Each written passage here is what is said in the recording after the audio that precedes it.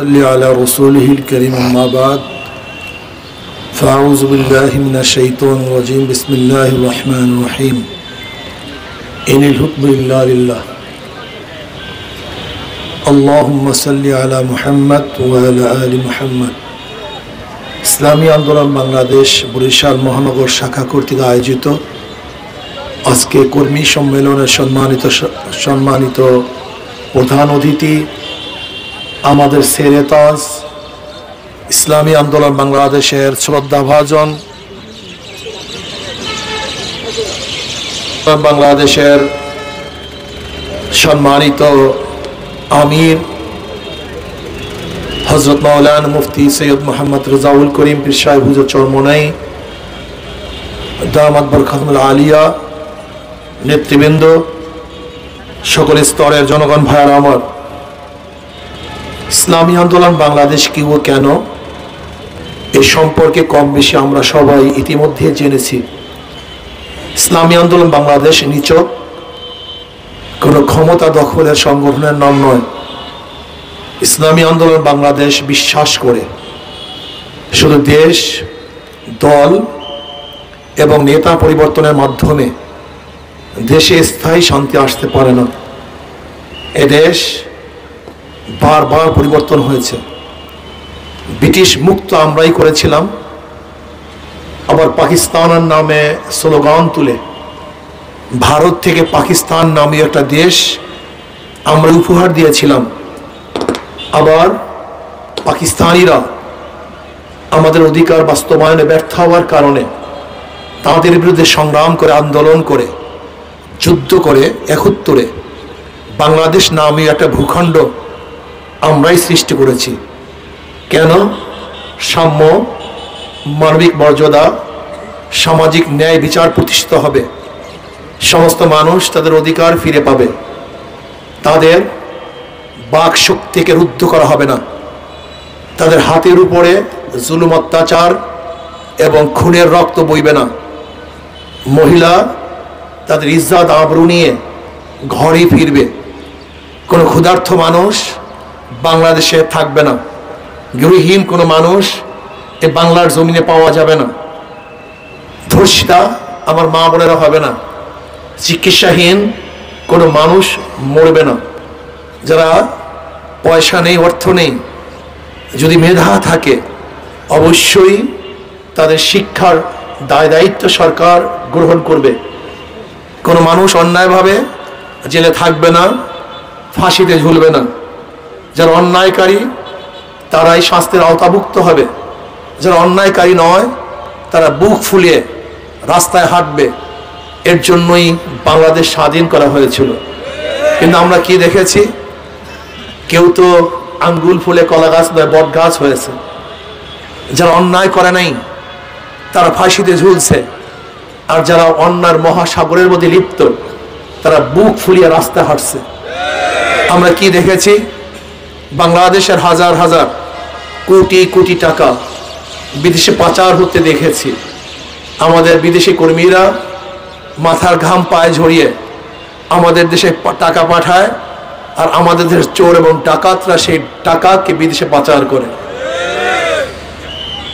আমরা কি দেখেছি? আমাদের মা বোনেরা বাসের মধ্যে নিরাপদ না। আমার মা বোনদেরকে বাসের মধ্যে ধর্ষণ করা হয়েছে। আজকে বাচ্চাও খুনিদের থেকে নিরাপদ না, বাচ্চাদেরকেও খুন করা হয়েছে। আজকে ঘরের মধ্যে মানুষ নিরাপদ না, না অফিসে নিরাপদ, না কোর্ট কাছারিতে নিরাপদ। কোথায় আছে মানুষের নিরাপত্তা? আপনি যান আজকে স্কুলে, ইউনিভার্সিটিতে, বুয়েটের মতো সর্বোচ্চ বিদ্যাপীঠ, সেখানেও ছাত্ররা নিরাপদ নয়। ঢাকা ইউনিভার্সিটির ছাত্ররা নিরাপদ নয়। আপনারা দেখেছেন ইডেন কলেজের অবস্থা, মা বোনেরা সেখানে নিরাপদ না। শুধু কি তাই, আমাদের মেয়েদের দ্বারা কিছু জালেমরা তারা দেহ ব্যবসায় আমাদের মেয়েদেরকে লিপ্ত হতে বাধ্য করেছে। বাংলাদেশের চিত্র আপনি চিন্তাও করতে পারবেন না। ইসলামী আন্দোলন বাংলাদেশ ক্ষমতায় গেলে কি হবে? রাস্তা সব স্বর্ণ হয়ে যাবে, কোনো মানুষকে কাজ করতে হবে না, তা না। ইসলামী আন্দোলন বাংলাদেশ যদি ক্ষমতায় যায় হ্যাঁ, হাসবো, সবাই মিলে মিশে হাসবো। কেউ হাসবে কেউ কাঁদবে তা হবে না। কাঁদবো, সবাই মিলে মিশে কাঁদবো। কেউ দুঃখিত হবে আর কেউ সুখে থাকবে তা না। দুঃখিত হব, সবাই দুঃখিত হব। হাসবো, সুখী হব, আমরা সবাই হাসবো। বস্ত্র থাকবে, সবাই পরিধানে বস্ত্র থাকবে। কেউ 1000 পিস শাড়ি বারবার পরিবর্তন করবে, ইংল্যান্ড আমেরিকার থেকে বাজার করবে, আর হাজারো মানুষ উলঙ্গ অবস্থায় রাস্তায় ঘুরবে না। বস্ত্র পরিধান করব, সম্মিলিত ভাবে সবাই বস্ত্র পরিধান করব। থাকবো তো গৃহহীন কেউ হবে না।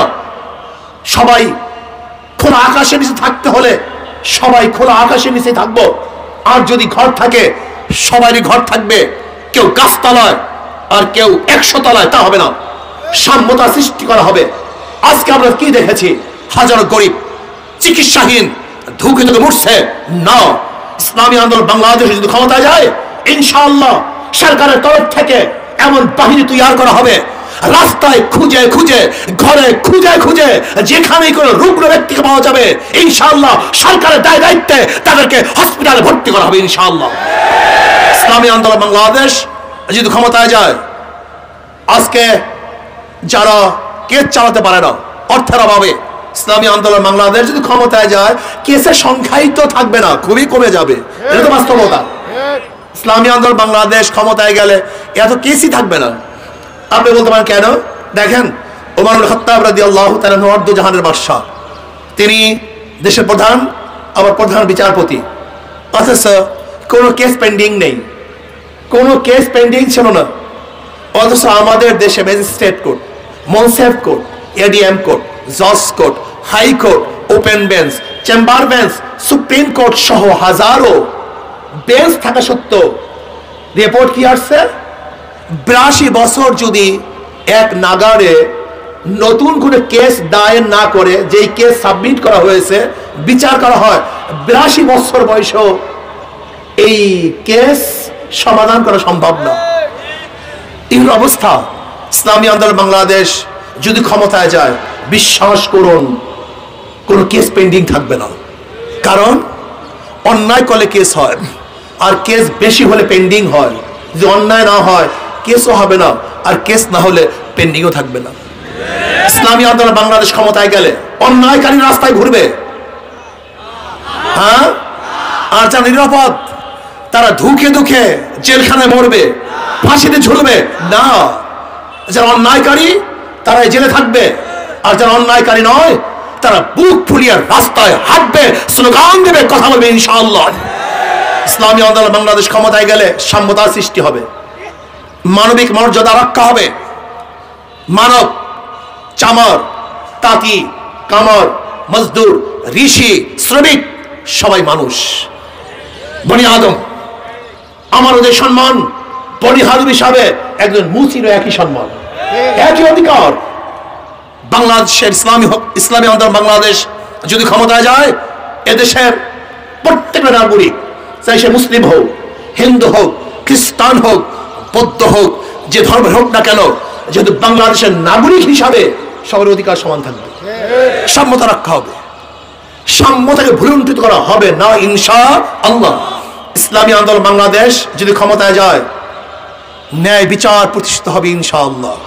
যদি বাদশার ছেলেও অন্যায় করে বিচার করা হবে, যদি মিনিস্টারের ছেলে অন্যায় করে বিচার করা হবে, আর যদি কামার এবং ঋষির ছেলেও ন্যায় হয় তাকে ছেড়ে দেওয়া হবে। সামাজিক ন্যায় বিচার প্রতিষ্ঠিত হবে। ইসলামী আন্দোলন বাংলাদেশ যদি ক্ষমতায় যায়, বর্তমানে যে পরিমাণ উন্নয়ন হচ্ছে, ইসলামী আন্দোলন বাংলাদেশ ক্ষমতায় গেলে এর চেয়ে 90 গুণ বেড়ে যাবে। বলতে পারবো যে কিভাবে? এখন যদি পোল হয় 10টা, ইসলামী আন্দোলন ক্ষমতায় গেলে একই বাজেটে পোল হবে 100টা। এখন যদি হয় রোড 10টা, ইসলামী আন্দোলন বাংলাদেশ ক্ষমতা গেলে একই বাজেটে রোড হবে 100টা। বলতে পারেন কি হবে? আপনারা দেখেছেন, পরিকল্পনা মন্ত্রী বলেছে আমরা যা বাজেট করি, গ্রামে পুষে 10 টাকা, 90 টাকা, কথা বলেন না কেন, 90 টাকা চুরি হয়ে যায়। যদি 90 টাকা চুরি না হয়, তাহলে যদি 100 পোলের জন্য বাজেট করেন, তাহলে 90 টাকা চুরি হয়ে গেলে কয়টা পোল হয়? 10টা। 90টা শেষ। আর ইসলামী আন্দোলন বাংলাদেশ ক্ষমতায় গেলে 1 টাকাও চুরি হবে না, 100 টাকা 100 টাকারই কাজ হবে। আপনারা জানেন ইসলামী আন্দোলন বাংলাদেশ ক্ষমতায় গেলে বাংলাদেশের এই রূপ 5 বছরে চেঞ্জ হয়ে মনে করবেন অন্য এক জগতে চলে আসছে, যা আপনি চিন্তাও করতে পারবেন না। আসলে আমি বুঝাতে পারছি ইসলামী আন্দোলন বাংলাদেশ ক্ষমতায় গেলে বাংলাদেশের রূপরেখা এবং অবস্থানটা কি হবে, আপনারা অনেকেই বুঝতে পারছেন না। প্রিয় ভাইয়েরা আমার, আপনারা জানেন এই 14 বছরে এই বাংলাদেশ থেকে কি পরিমাণে টাকা চুরি হয়ে গেছে। কোন কোন রিপোর্টের মধ্যে 10 লক্ষ কোটি টাকা, কোন কোন রিপোর্টে 14 লক্ষ কোটি টাকা বাংলাদেশ থেকে শুধু পাচার হয়ে গেছে, 14 লক্ষ কোটি টাকা। অথচ আমাদের বৎসরে বাজেট হয় 6 লক্ষ কোটি, আর বিদেশে পাচার হয়ে গেছে 14 লক্ষ কোটি টাকা। না, এই চোরদের বিরুদ্ধে একটা আন্দোলন করতে হবে, একটা সংগ্রাম করতে হবে, একটা বিপ্লব করতে হবে। আমাদের অধিকারকে বাস্তবায়ন করার জন্য ঘাম ঝরাতে হবে, রক্ত দিতে হবে ইনশাআল্লাহ। আগামী নির্বাচনে ইনশাআল্লাহ ইসলামী আন্দোলন বাংলাদেশ ক্ষমতায় নেওয়ার জন্য সর্বোচ্চ চেষ্টা করবেন তো ইনশাআল্লাহ? হ্যাঁ, আগামী সিটি নির্বাচন আসছে, সংসদ নির্বাচন আসবে। ইসলামী আন্দোলন বাংলাদেশ প্রত্যেক নেতাকর্মী ইসলামী আন্দোলন বাংলাদেশের নেতাকর্মী নয়, যারা এদেশে সাম্যতা চায়, মানবিক মর্যাদা চায়, এদেশে যারা সামাজিক ন্যায় বিচার প্রতিষ্ঠিত করতে চায়, আমি প্রত্যেকটা নাগরিককে বলবো, আব্বাজান রহমতুল্লাহ বলেছেন, মাদার গাছ লাগিয়ে আমের আশা করা যায় না। চোর টাকার পথবাজদের মাধ্যমে দেশকে 1 নম্বর করা সম্ভব না, চুরি এবং ডাকাতি মুক্তি করা সম্ভব না, ধর্ষণ মুক্তি করা সম্ভব না। কাজে আসুন এমন এক নেতা নেতৃত্বে আমরা আন্দোলন করব, যে নেতাই ইনশাআল্লাহ চোর মুক্ত সমাজ উপহার দিতে পারবে, ধর্ষণ মুক্ত সমাজ উপহার দিতে হবে। ইসলামী আন্দোলন বাংলাদেশের আমির শ্রদ্ধেয় বাজার আমির যে ঘোষণা দিচ্ছেন, ইনশাআল্লাহ আমি বিশ্বাস করি আমাদের আমির নেতৃত্বে আমরা যদি ইনশাআল্লাহ কাজ করতে পারি, আন্দোলন করতে পারি, সংগ্রাম করতে পারি, বিপ্লব ঘটাতে পারি, ইনশাআল্লাহ চোরের দেশ থেকে পালাতে বাধ্য হবে ইনশাআল্লাহ। কাজে আসুন মহানগরের দায়িত্বশীল যারা আছেন, কর্মীবৃদ্ধ আছেন, সবার অধিকারকে ফিরিয়ে আনার জন্য, আমাদের মা বোনদের ইজ্জতকে রক্ষা করার জন্য, গরিব মেহনত মানুষের শ্রমের অধিকারকে ফিরিয়ে দেওয়ার জন্য আমরা সর্বোচ্চ চেষ্টা করব। আল্লাহ আমাকে এবং আমাদের সবাইকে আগামী নির্বাচনে হাত পাকা প্রত্যেককে বিজয় করার জন্য সর্বোচ্চ সময়, অর্থ এবং জান মালের কুরবানি দেওয়ার তৌফিক আমাকে আল্লাহ পাক দান করুন, আমাদের সবাইকে দান করুন। ওয়া মা আলাইনা ইল্লাল বালাগ। আসসালামু আলাইকুম ওয়া রাহমাতুল্লাহ।